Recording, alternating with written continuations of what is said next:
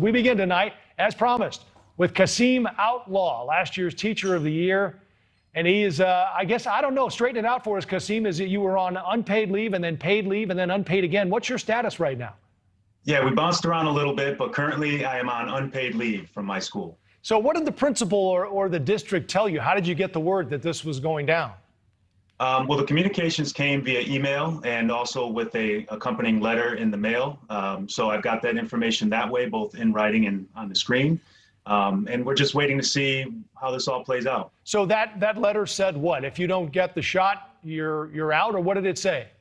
If I don't comply with the mandates in my district as they're interpreted, then I cannot be in the school building. So it's taking me out of the school building, away from my students at the moment. Okay, so this was, I'm assuming, given to you as a warning ahead of time as well, right? Did the district send out something that said everyone's going to need to do this?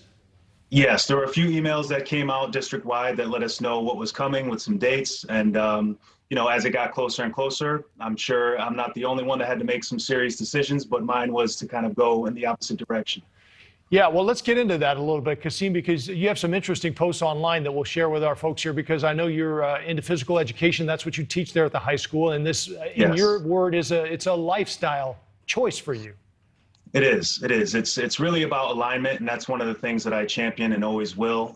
Getting our mind, our body, and our emotions all in line with the actions that we take in the world. I'm a personal advocate, a big advocate for personal health and the choices that we make with our medicine and with our medical procedures. And therefore, I believe it's my own choice on how to maintain that and how to manage it. Are you opposed to the vaccine? Not at all. Not at all. I think it's a personal choice that everyone has to make on their own with the guidance of their friends, family, and loved ones, as well as their medical professionals. Okay, tell me about some of your other options, because as I understand it, you did have some at least, right? Because was testing on the table as well?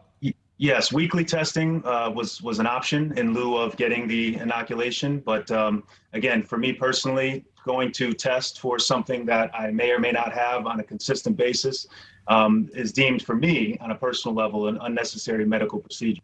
You can understand, though, Kahseim, where people watching this would say, okay, if you don't want to get the vaccine, I get that, but get the tests. Why not? I mean, at least then you can teach and go back into the classroom.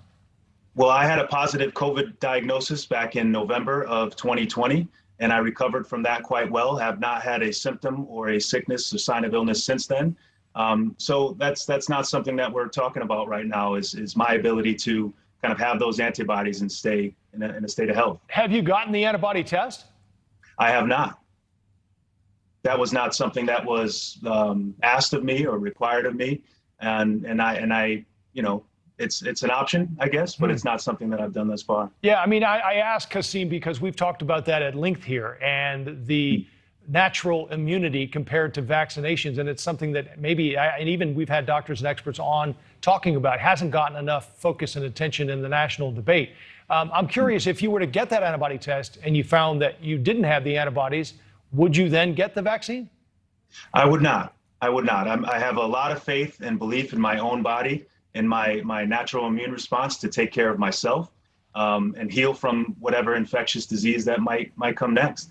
So it's not in my personal best interest to go get inoculated. Right. This has been such a difficult topic for schools, Kahseim. You know that as well as I do, because you're living it. But when it comes to, I guess, the school environment, you have teachers who are at higher risk. You have kids who are at an age where they can't get the vaccine. There's a lot more concern about this. You can see where people watching might think, okay, this is all about trying to keep students healthy, I guess. I mean, it's a tough debate. What would you say to them? Well, I mean, for me personally, again, I'm a huge proponent for managing my health on my own terms. When you look at the school building and how we're managing this entire situation, there's a question of equity there. You know, I'm one teacher standing in front of 30 unknown statuses, unknown, you know, health conditions, yet it's relying upon me to maintain that sense of health for everyone. So where do you stand right now? What's ahead for you? Right now, I'm on unpaid administrative leave. We're waiting to see what kind of decision is made by the board and by the district. And until then, I'll be working on a game plan to try to, you know, put food on the table, keep a smile on my face, and stay healthy. Right on. That sounds great. Well, you'll always be Teacher of the Year, right? That will stand. Yeah, hopefully. Hey, good luck to you moving forward, Kahseim Outlaw. We appreciate the time.